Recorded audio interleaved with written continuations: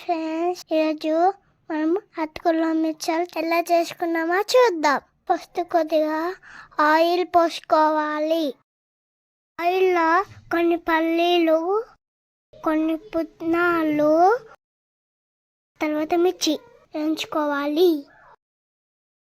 అలాగే కొద్దిగా ఎండు కొబ్బరి ముక్కను కూడా వేయించుకోవాలి. 2-3 వెల్లుల్లి, కొద్దిగా కరివేపాకు, అలాగే బాదం నూనెలో వేసుకొని వేయించుకోవాలి.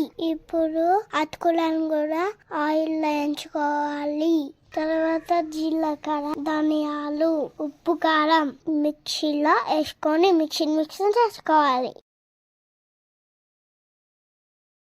ఇప్పుడు ఈ పొడిని ముందుగా వేయించుకున్న వాటిని అటుకులలో కలుపుకోవాలి. అంతే, అటుకుల మిక్చర్ రెడీ. ఇంటిని ఎలా ఉన్నారో చెప్తాను. సూపర్.